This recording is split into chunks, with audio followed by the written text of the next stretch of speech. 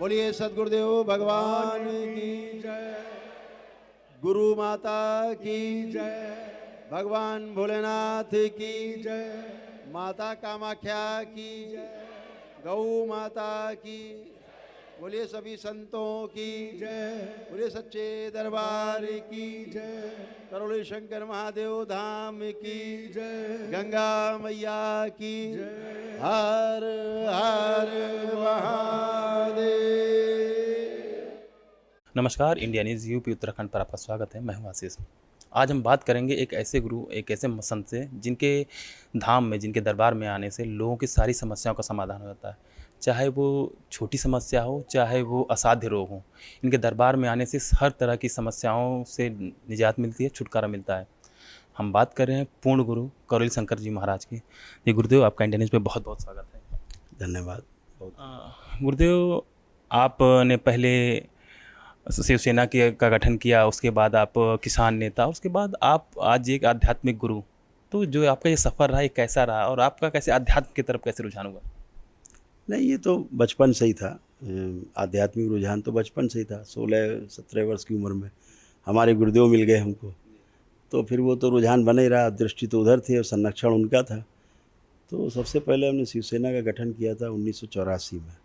फिर बाल ठाकरे से मिलना हुआ, उन्होंने अपने लोग भेजे जान करके कि जब हमने यहाँ गठन किया यूपी में, और उसके बाद कई प्रदेशों में कर लिया था हमने, और यूपी के 17 जिलों में गठन किया था।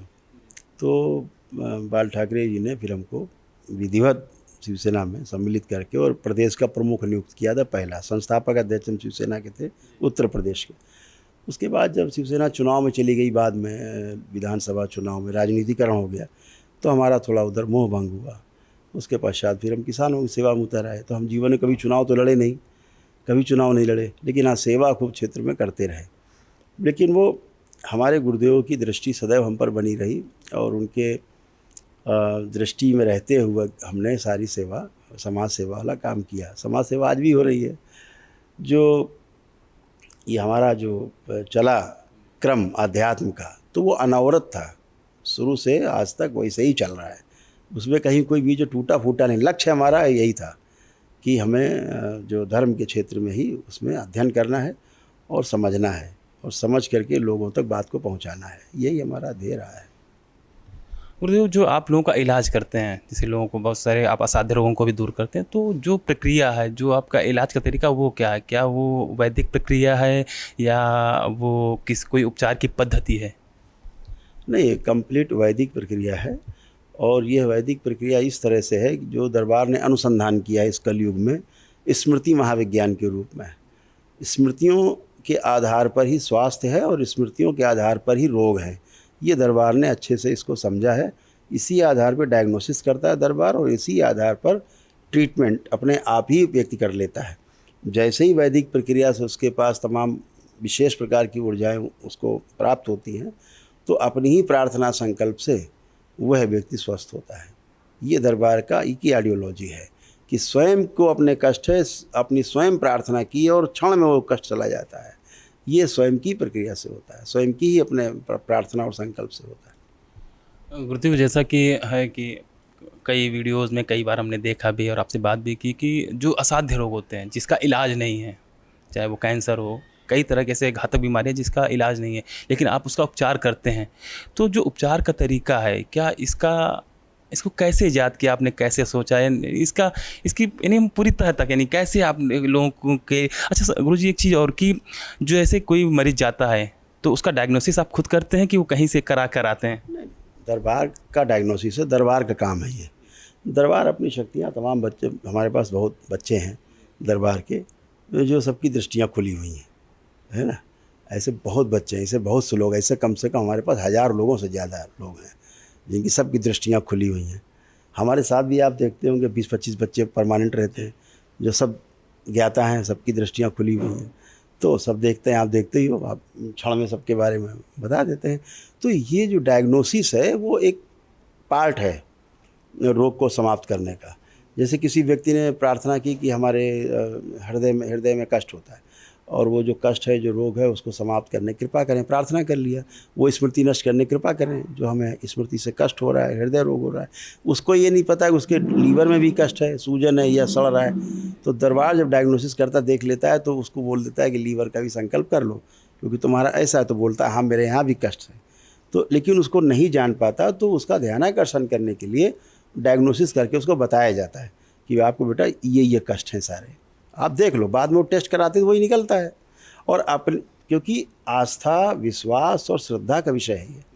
अपनी ही आस्था, विश्वास और श्रद्धा से व्यक्ति दरबार से जुड़ता है और अपनी उसी आस्था, विश्वास, श्रद्धा के तहत दरबार की वैदिक प्रक्रिया करता है और अपने ही प्रार्थना संकल्प से स्वयं के लिए जो किए जाते हैं या परिवार के लिए करते हैं प्रार्थना संकल्प, अपने आप स्वस्थ हो जाते हैं। वो सामने दिखता है, क्षण में दिखता है। गुरुदेव जी, मैं देखा हूँ कि आपके जो शिष्य पर्चा बनाते हैं, वो पर्चा के होता क्या, कैसे उनको पता चलता है कि इसमें इस व्यक्ति को ये दिक्कत है? नहीं, वो तो दिखता है, वो तो दरबार देखता है, उनकी दृष्टि से देखता है। इसमें कोई जादू टोना हो, छूमंतर हो, उसमें कुछ नहीं, ऐसा कुछ भी नहीं है। ये तो दृष्टि है अपने पास, ये सबके पास शक्ति है। ऐसा नहीं कि इन बच्चों के पास ही है। दरबार के बच्चे हैं, दरबार में जब ये आए तो तमाम कष्टों पीड़ा में थे, लेकिन आज वो सब बच्चे आनंद में हैं। देखते हैं आप कितने आनंद में भरे हुए हैं। ध्यान साधना करते हैं अपनी, दरबार ध्यान साधना कराता है इन सबको, स्वयं साधना करते हैं, स्वयं सक्षम हो गए बच्चे सब धीरे धीरे। तो सब बच्चे मिल करके एक सामूहिक रूप से कार्य करते हैं ताकि सामने वाले की कोई चीज़ बाकी ना रह जाए। जैसे 4 लोग मिल करके किसी एक बात को देखें तो बात अलग है, एक व्यक्ति देखे तो बात अलग है, 4 व्यक्ति देखेंगे तो 4 तरह से डायग्नोसिस होगा, तमाम चीज़ें निकल आती हैं। तो दृष्टि दरबार की ही रहती है। दरबार की दृष्टि चाहे कोई देखे, वो दरबार की दृष्टि से ही देखता है और दरबार ही स्वस्थ करता है आपकी प्रार्थना संकल्प से। दरबार का अर्थ है स्वयं भगवान भोलेनाथ, माता कामाख्या, माता महाकाली, है ना, हमारे परम पूज्य गुरुदेव और हमारी गुरु माता। ये पूरा दरबार है, तमाम दिव्य शक्तियों का दरबार है। तमाम जो सूक्ष्म जगत की जो शक्तियाँ हैं, जो देव शक्तियाँ हैं, उनका सब ये सब कृपा है सबके ऊपर। गुरुदेव, आज के जन समय में लोग एलोपैथ की तरफ बहुत भाग रहे हैं। आयुर्वेद हमारी पद्धति है, हमारे देश की धरोहर। तो आपको क्या लगता है कि आयुर्वेद ज़्यादा उत्तम है कि एलोपैथ? नहीं, अगर ऑनेस्टली बात हम करें तो आयुर्वेद से उत्तम तो कुछ है ही नहीं। आज 10,000 साल का विज्ञान हो गया आयुर्वेद, कम से कम अगर हम मोटी बात करें तो कभी कोई एक फार्मूला आज तक नहीं बदला उसका। आप एलोपैथी में चले जाइए, हर 2-4-5 साल में उनके फार्मूले बदल जाते हैं। बोलते हैं इसका साइड इफ़ेक्ट है, इसका ये साइड इफ़ेक्ट है, अब दवा बंद, अब दूसरी आ गई। 5 साल बाद बोलते हैं इसका साइड इफ़ेक्ट है, तब तक तमाम लोग खा पी के मर जाते हैं, रोगी हो जाते हैं। आयुर्वेद में आज तक आप एक दवा का नाम बता दीजिए जो बदली गई हो क्लासिकल, कि नहीं साहब ये दवा जो लिखी गई है वाघभट्ट ने बताया या सुश्रुत ने बताई या चरक ने बताई और साहब फार्मूला गलत है, इसको सही किया जा रहा है, इसमें ये नहीं, ये पढ़ना चाहिए, ऐसा कुछ भी नहीं है, आज तक नहीं हुआ। एक फार्मूला नहीं गलत है। तो कौन सी चीज़ सही? जो पूर्णता में देखा गया है वो आयुर्वेद है, और जो अभी प्रयोगशाला में है, प्रयोग कर रहा है, वो आधुनिक चिकित्सा विज्ञान। अभी तो प्रयोग ही कर रहे हैं, अभी कहाँ पूर्णता में पहुँचे। आयुर्वेद तो पूर्ण करके किताब लिख करके बंद कर दिया किताब उसने, और बंद करके अब उसी को खोल के लोग करके कर रहे हैं। लेकिन आयुर्वेद पूरा नहीं है जो चिकित्सा हो रही है आज आयुर्वेद की। आज आयुर्वेद के डॉक्टर भी देख लीजिए, सबसे ज़्यादा जो अगर कहा जाए कि इसके लिए जिम्मेदार हैं आयुर्वेद को नुकसान पहुंचाने में, आयुर्वेद के डॉक्टर हैं। आयुर्वेद के डॉक्टर कहते हैं कि हमको एलोपैथी लिखने का अधिकार दिया जाए। भाई आप आयुर्वेद के विशेषज्ञ, आपको प्राचीन विद्या आपके पास है, आपको शर्म आनी चाहिए कि आप उस विद्या के पीछे भाग रहे हो जो 100 साल की पीछे की नहीं है, 150 साल की, आप उसके पीछे भाग रहे हैं और वो भी पूर्ण नहीं है। उसका कोई चिकित्सा आप उठा लीजिए कि कितने लोग फेल्योर हैं, उनकी चिकित्सा हर जगह फेल्योर है। उनके पास 3 दवा, चौथी दवा नहीं है। पेन किलर 1 दवा उनके पास है, दूसरी दवा उनके पास है ट्रिंकलाइजर, सुला देने वाली, तीसरी दवा उनकी एंटीबायोटिक, चौथी कोई दवा हो तो बता दीजिए किसी चीज़ की। कोई हमको जितने लोग सुन रहे हैं कोई बता दे चौथी दवा होती है उनके पास। नहीं मानोगे ज़्यादा तो सर्जरी कर देंगे और समस्या खड़ी कर देंगे। सर्जरी जहाँ अपरिहार्य है, जहाँ होनी चाहिए ज़रूर होनी चाहिए, लेकिन नकली सर्जरी जो हो रही 90% सर्जरी, 80% सर्जरी, वो ठीक नहीं। जो अच्छे डॉक्टर वही बदनाम होते हैं इन सब बदमाशों के पीछे। जो अच्छे डॉक्टर हैं उनका भी यश गिरता है, क्योंकि हर चीज़ के पीछे मानवता तो काम करनी चाहिए ना। मानवता नहीं है तो हम कुछ भी करे जा रहे हैं, कुछ ही बताए जा रहे हैं, कुछ भी चिकित्सा करे जा रहे हैं। आदमी मर रहा है, कट रहा है, जाए उनसे उनके ठिंगे से है, कुछ भी होता रहे। तो आयुर्वेद ऐसा नहीं है। आयुर्वेद तो सेवा वाला भाव रहा है, सेवा का सेक्टर रहा है।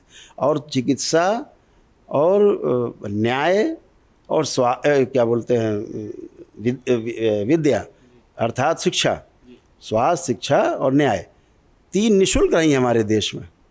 आज तीनों बहुत महंगी हो गई, तो अब तीनों एकदम व्यावसायिक उसमें आ गई। बड़े बड़े वकीलों में चले जाइए या बड़े हाई कोर्ट और सुप्रीम कोर्ट, देखिए आदमी फीस नहीं दे सकता है। तमाम तरह से जो शिक्षा का वाला मामला है, बच्चे अपने अच्छी जगह पढ़ा नहीं सकते, कंपटीशन इतना हो गया है। ये स्वास्थ्य का है, बड़े बड़े अस्पताल हैं, आदमी अंदर नहीं घुस सकता है। ये सब पहले निःशुल्क थी।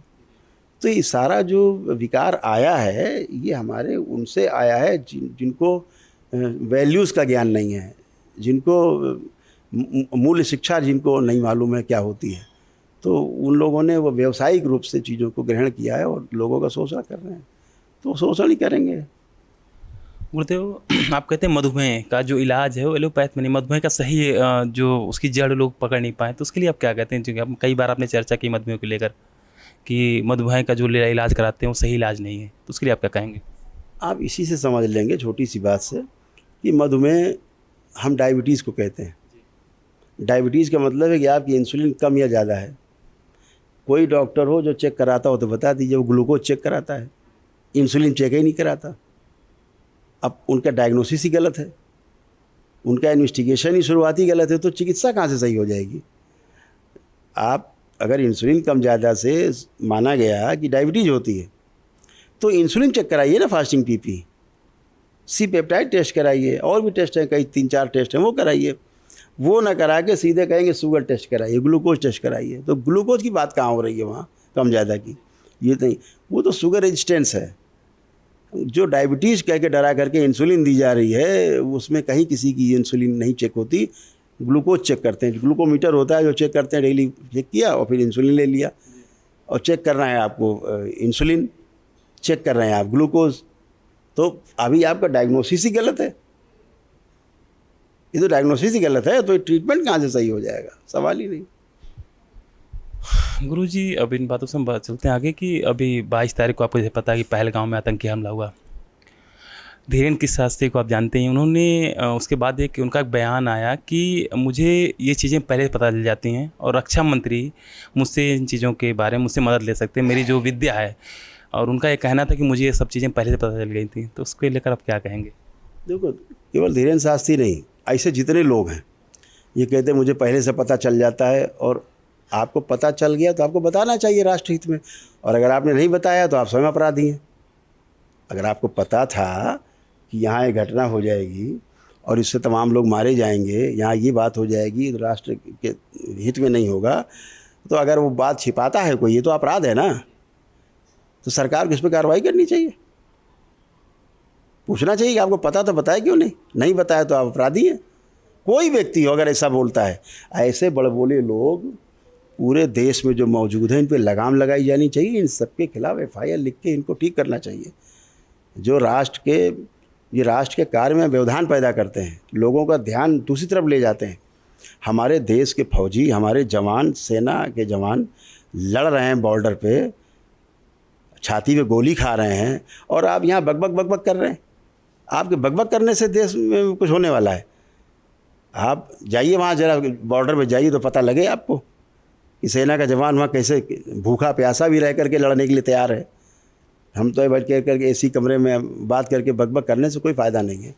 हमें तो जो हो सकता है वो करना चाहिए, लोगों की सेवा करनी चाहिए, हमें शुभकामनाएं करनी चाहिए, जो हम वैदिक रूप से कर सकते हैं वो करना चाहिए। जैसे दरबार ने जो किया और कर रहा है, दरबार सभी को देख रहा है, लेकिन इसका मतलब ये थोड़ा ना कि उसको बोल करके तमाम चीज़ों को और समाज में वितंडावाद पैदा किया जाए, भ्रमित किया जाए। लोगों को भ्रमित नहीं करना है। चीज़ों को अगर आप समझ रहे हैं तो उसको सुधार करना है, किसी रूप में सुधार करना है, और सुधार करने की क्षमता नहीं तो शांत रहना चाहिए। धीरेन्द्र के शास्त्री आए दिन हिंदू राष्ट्र की बात करते हैं। कुछ दिन पहले आपने देखा उन्होंने पद यात्रा की थी, तो क्या उनके पद यात्रा करने से और उनकी बातों से देश हिंदू राष्ट्र बन पाएगा?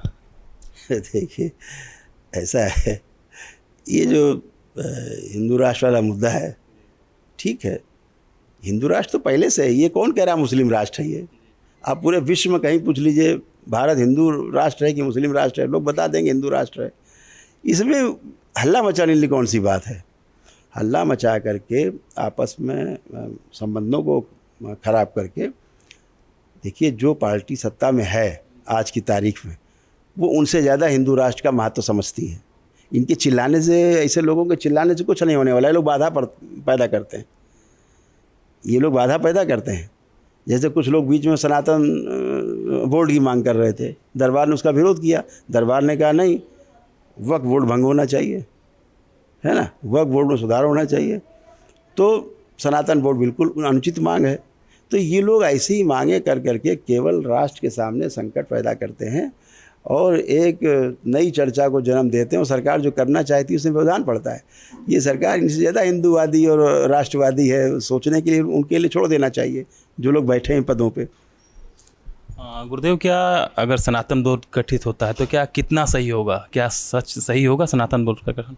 नहीं, मेरे अनुसार बिल्कुल गलत है। एक आदमी के हाथ में पिस्तौल है बगैर लाइसेंसी, अब हम मांग करें कि साहब हमको बगैर लाइसेंसी पिस्तौल एक दे दी जाए, हमको भी बोर्ड दे दिया जाए, ये कौन सा न्याय है?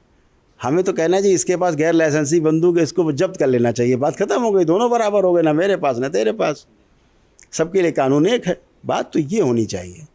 दरबार इसीलिए सनातन बोर्ड वगैरह की न मांग करता है न समर्थक है। गुरुदेव, धीरेन्द्र जी जो है आज दिन पर्चा खोलते हैं, उन लोगों का पर्चा खोलते हैं, बताते कि मैं आप ये हैं और मैं ये कर दूंगा। तो कहाँ तक उनकी बातें सत्य हैं या मनगढ़ंत हैं या प्रोपेगेंडा, क्या है? देखो बात सुनो, उधर चले जाओ जहाँ ये हैं, आप मध्य प्रदेश चले जाओ, इनके ज़िले में चले जाओ, इनके गली में 4 आदमी पर्ची बना रहे होंगे, हर गांव में 1 आध आदमी 2 आदमी पर्ची बनाता मिलेगा। वो वहाँ का ट्रेंड है, वहाँ का ट्रेंड है अपना, वो सब बना रहे हैं अपना, सब अपना सीखे हुए हैं, ट्रिकबाजी अपना जो करते हैं। ये कोई तंत्र नहीं है, तंत्र बच्चों का खेल नहीं है, बच्चों का खेल नहीं है तंत्र को कि ABCD भी समझना बड़ा काम है। अभी तंत्र से बाहर हैं सब लोग, ये सब लोग तंत्र की ABCD भी नहीं जानते। ये पर्चा पुर्ची का खेल, ट्रिकबाजी छोटे छोटे बच्चे कर लेते हैं, ठीक है ना। तो आप हमारे यहाँ दरबार में देखते होगे बच्चे, है ना, सब कुछ लिख डालते हैं, आप देखते हो 1 मिनट में ऑन कैमरा करके आप देख सकते हो कि सब कुछ मिनटों में सेकंडों में सब लिख डालते हैं। तो इसका क्या मतलब हुआ? इसका क्या मतलब? शंकराचार्य हो गए, वो ज्ञानी हो गए? अरे भाई विद्या है, उस विद्या का सदुपयोग होना चाहिए। ये प्रोपोगंडा करके और अनार्गल बातें करके नहीं जाना। तंत्र एक व्यवस्था है, व्यवस्था में ही रहना चाहिए, व्यवस्था को समझना है, फिर व्यवस्था में जीना है, यही तंत्र है। अभी तंत्र की ABCD से भी ज्ञान मतलब परिचय भी नहीं है ठीक से। ये पर्चा पुर्ची लिखना है बच्चों का काम है। ये सब कोई चीज़ें अच्छी नहीं है और सब फर्जीफिकेशन की बातें अच्छी नहीं होती हैं। सब पता है मेरे को एक एक व्यक्ति के बारे में, इस तरह के व्यक्तियों के बारे में सब कुछ पता है दरबार को। ये सब प्रोपोगंडा अच्छा नहीं है। गुरुजी, जो आज के समय में जो ये धर्माचार्य हैं, जो कि भगवत कथा कहते हैं, गीता का पाठ करते हैं और वो हिंदुत्व की बात करते हैं, तो क्या ये लोग जो ये प्रोपेगेंडा फैला रहे हैं, तो क्योंकि पैसा लेकर ये आते हैं, कथाएं करते हैं और लेकिन बातें करते हैं हिंदुत्व की, सनातन की, तो क्या ये सिर्फ एक प्रोपेगेंडा फैला रहे हैं कि ये सत्य है इसके पीछे कुछ? इन सब की जांच होनी चाहिए। कितना टैक्स देते हैं लोग, जितने कथावाचक हैं, जितने भी आप नाम ले रहे हैं A to Z, इनकी सबकी जांच होनी चाहिए। 1 करोड़ 2 करोड़ 5 करोड़ कथा का शुल्क लेते हैं, इनकी जांच होनी चाहिए। ये पैसा लेते हैं, चंदा लेते हैं, ये कहाँ जाता है? कुछ टैक्स देते हैं, कुछ सरकार को कुछ इसका लाभ मिलता है? अगर कमा रहे हैं तो उसकी GST भी तो है 18%। क्या देते हैं ये? वही पता लग जाए, ये वही देते हो, हैं? कमाते हैं तो उसका कुछ देते हैं, इनकम टैक्स पता तो रहे उसका इसकी पूरी बकायदा लिस्ट जारी होनी चाहिए। ये कौन टैक्स देता है, कौन टैक्स नहीं देता है। ये सब जितनी भी चीज़ें चल रही हैं देश के लिए अच्छा नहीं है। सिर्फ आए कम। आप साउथ में चले जाइए, साउथ में कितनी सेवा का भाव है। जो भी आता है धन उसको सदा मतलब सत्कार में लगाते हैं और आपको दिखाई देगा कि काम हो रहा है। तमाम ऐसे संस्थान हैं, ट्रस्ट हैं, इसी यूपी में वैसे ट्रस्ट हैं, तमाम संस्थान हैं धार्मिक, जो शिक्षा संस्थान चला रहे हैं, स्वास्थ्य के संस्थान चला रहे हैं, अच्छे चला रहे हैं और बहुत ढंग से चला रहे हैं, कम पैसा में लोगों को सब चीज़ें, शिक्षा और स्वास्थ्य उपलब्ध करा रहे हैं। लेकिन तमाम ऐसे जो कथावाचक लोग हैं करोड़ों रुपए ले रहे हैं और बोलते हैं हम तो साहब कुछ लेते ही नहीं। हाँ, एकदम पाक साफ हैं साहब, कुछ भी नहीं लेते, सब फ्री चल रहा है, फ्री अपने घर से ला रहे हैं। ये जो करोड़ों रुपए खर्चा कर रहे हैं महीने में, अरबों रुपए के तमाम चीज़ें बना बना खड़ी कर रहे हैं, ये अपने घर से लाए हैं पैसा। खाने घर में तो खाने को नहीं था, घर में तो भोजन भी नहीं था ठीक से 2 टाइम का, भिक्षा मांगते थे। ये कहीं तमाम लोग नाच करते थे, नाचते थे बकायदा झांकियों में, अब कथा कर रहे हैं। तो इनसे पूछा जाए भाई तुम जो ये पैसा लाए हो कहाँ से लाए, उसका टैक्स दिया, कुछ करते हो टैक्सेशन? ये नज़र रखनी चाहिए सबको, इनके ऊपर ज़रूर रखनी चाहिए, सभी पर रखनी चाहिए। आप देश में रहते हैं तो आप देश का खाते हैं तो देश का बजाइए भी। गुरुदेव, एक ऐसे कथावाचक हैं देवकीनंदन ठाकुर। अब जैसे सीज़ फायर हुआ उसके बाद उन्होंने एक बयान दिया कि पाकिस्तान जो एक सांप है और किसी सांप के अगर विष को ख़त्म करना है तो उसके फन को कुचलना होगा। और उन्होंने कहीं ना कहीं उनके कहने का तात्पर्य था कि सीज़ फायर ना करके पाकिस्तान पूरी तरह से ख़त्म कर देना चाहिए। तो उसको लेकर आप क्या कहते हैं?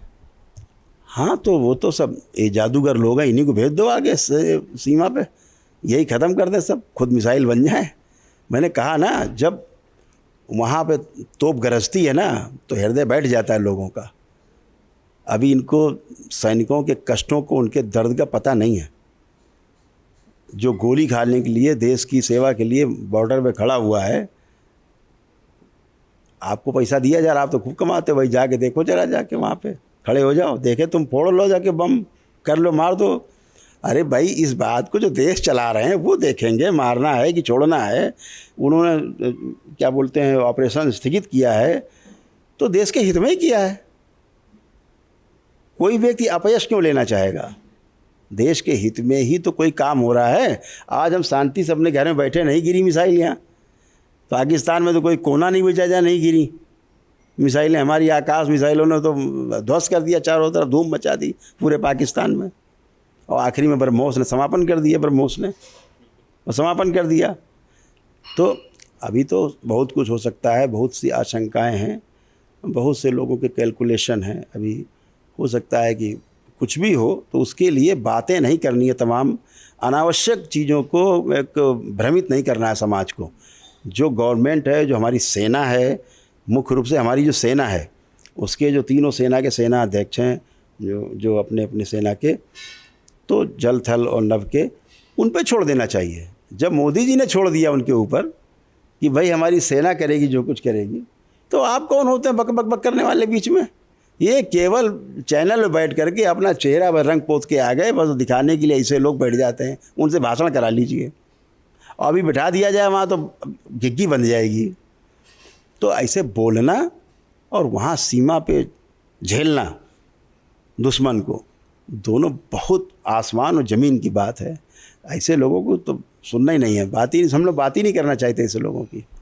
तो ऑपरेशन सिंदूर के बाद 2 महिला अधिकारियों का नाम सेना, एक कर्नल सोफिया और भूमिका सिंह का नाम बड़ा आया, और जिनको लेकर एक एमपी के एक मंत्री हैं, उन्होंने कहा कि उन्हीं आतंकियों की बहन को भेज दिया गया और वो आके इस पे सफाई दे रही हैं। और आज सपा के राष्ट्रीय महासचिव राम गोपाल जी ने भूमिका सिंह के लिए कहा कि उनको जातिगत टिप्पणी की कि वो दलित हैं।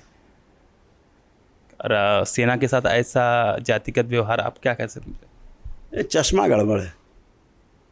ये जो चश्मे लगे हैं लोगों के, ये चश्मे का नंबर गड़बड़ हो गया है, इसलिए है कुछ, दिखता कुछ है। अपने अपने पॉलिटिकल एंगल से देखना, चलो ठीक है, आप देखो, लेकिन उसका सार्वजनिक रूप से आप एक बार देख लिया जाए।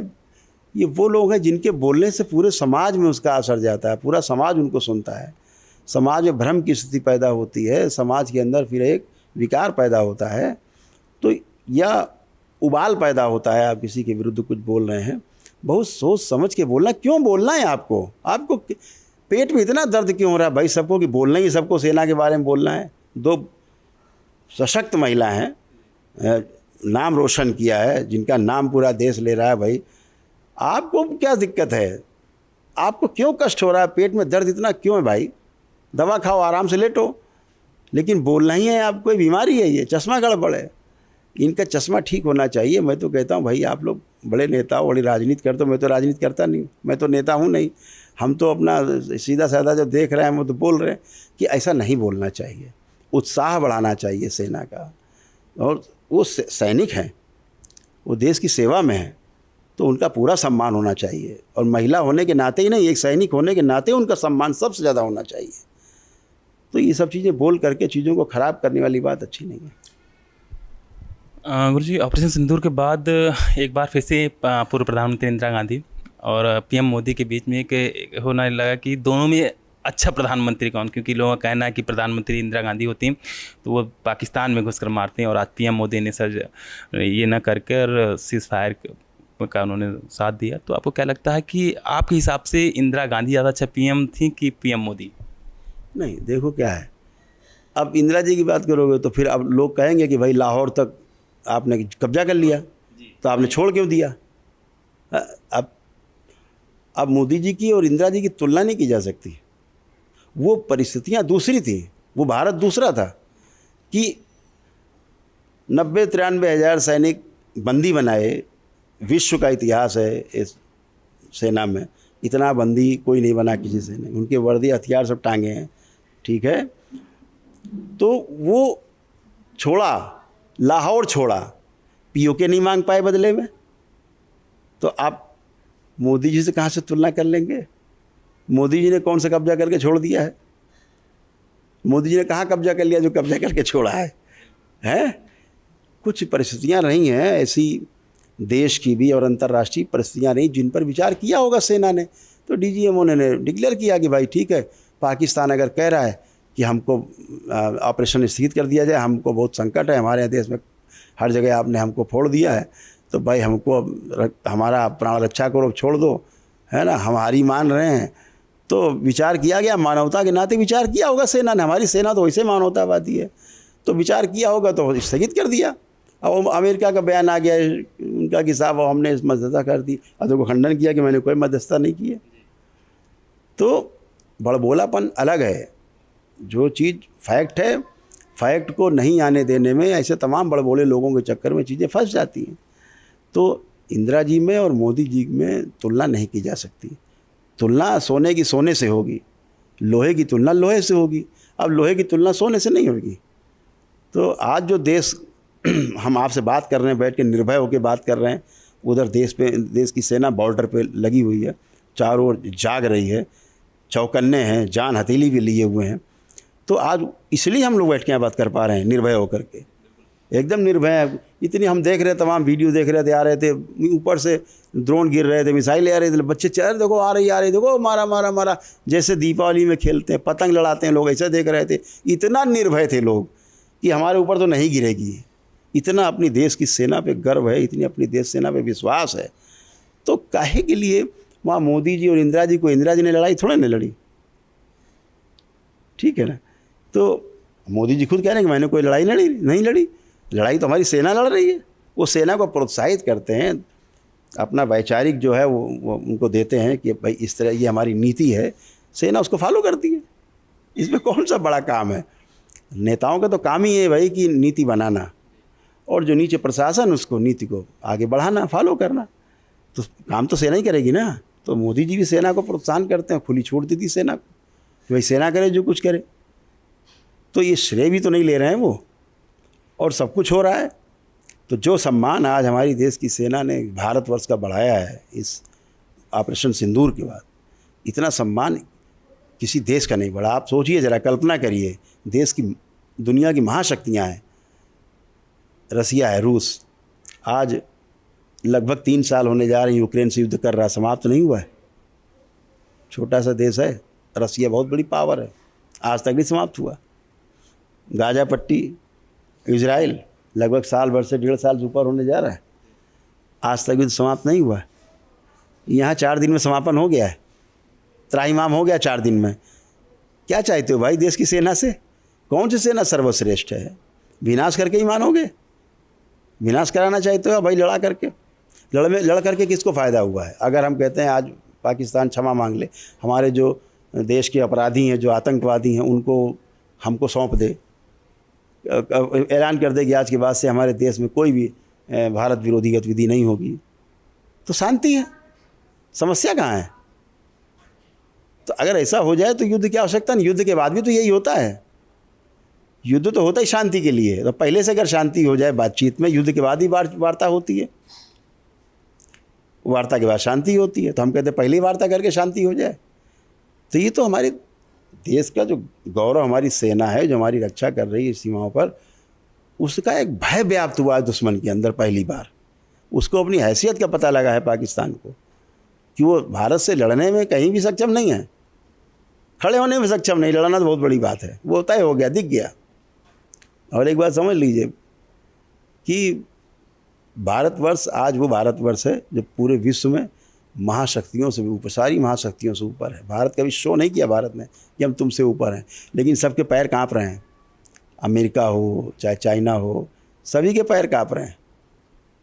तो इसलिए सब कुछ देश की सेना पे छोड़ देना चाहिए, देश के ऊपर छोड़ देना चाहिए। जो नीति नियंत्रक हैं, नियंता हैं, जो काम कर रहे हैं, उनको प्रोत्साहन करना चाहिए बगैर टीका टिप्पणी करें, क्योंकि टीका टिप्पणी से दुश्मन को बल मिलता है। हम लोगों से कोई पूछता है, हम लोग कहते हैं भाई जो देश की सेना करेगी वो अच्छा है, इसमें क्या दिक्कत है? समस्या नहीं है कोई, समस्या चश्मे की है। चश्मा ठीक रखना चाहिए आदमी को, अपना पॉलिटिकल चश्मा ठीक रखना चाहिए, मानवीय चश्मा ठीक रखना चाहिए। ऐसे समय में मानवता का चश्मा लगा लेना चाहिए, देश प्रेम का चश्मा लगा लेना चाहिए, है ना? ऐसा देश सेवा का चश्मा लगाना चाहिए। तो आप अगला प्रधानमंत्री किसको देखते हैं? हमारे स्टेट के जो मुख्यमंत्री हैं योगी आदित्यनाथ जी, अमित शाह, इनमें से आप अगर दोनों में से आप अगर आपको चुनना हो तो किसको चुनेंगे? नहीं, अभी तो मोदी जी हैं, और हम तो चाहेंगे कि मोदी जी बने रहें, हमेशा बने रहें। आज प्रदेश में महाराज जी, जो योगी जी, इतनी ज़बरदस्त तरीके से सरकार चला रहे हैं। जो पिछले वर्षों में जब से ये इतिहास है उत्तर प्रदेश का, इतना गौरवशाली, इतना गौरवमयी जो उत्तर प्रदेश का इस समय का समय चल रहा है, कभी नहीं रहा है। महाराज जी के कारण, योगी जी के नेतृत्व में जो ये सरकार उत्तर प्रदेश की है, बहुत सफलतापूर्वक काम कर रही। माफिया समाप्त हो गए, गुंडे उंडे सब भाग गए, बहन बेटियों में सुकून है, सब आनंद। सबको ज़्यादा करोगे तो योगी जी को फ़ोन लगा देंगे, है। तो ऐसे ही देश को एक सफल गृह मंत्री मिला हुआ है। आज देश के अंदर हर जगह आप देखिए, जहाँ जहाँ विद्रोह हुए, जहाँ जहाँ हुए, जो कुछ हुआ, भारत की सरकार उसको हर जगह निपटने में सक्षम है। हर जगह से चीज़ें कमांड में है, चाहे अंदर हो और चाहे बाहर हो। नहीं, देश के अंदर गरीब जैसे हालात लोगों ने पैदा किए तो कैसे कंट्रोल्ड हैं? तो ये टीम है, हम तो ये कहेंगे टीम मोदी है, और हर व्यक्ति अपनी अपनी जगह पर लगा हुआ है। और देश की जनता जिसको चाहेगी, जो लोकप्रिय होगा ज़्यादा, वो उस गद्दी पे बैठेगा। हम तो देखते हैं कि योगी जी में भी कोई ऐसा नहीं है भावना कि नहीं हमको प्रधानमंत्री बनना, हमने तो कभी सुना नहीं। वो तो हमेशा मोदी जी को मानते हैं कि मोदी जी हमारे आदर्श हैं, हमारे नेता हैं। तो यही अमित शाह जी भी यही मानते हैं कि मोदी जी हमारे नेता हैं। तो जब तक नेता है, मौजूद है, तो किसी दूसरे नेता को उस जगह देखना अनुचित होगा। और ये बात अगर वो नेता तय करे, जो उस कुर्सी पर आज बैठा है, ये जनता तय करे, तो ज़्यादा अच्छा होगा। हम लोग कहने से क्या होगा? कोई हो नृप हमें कहानी।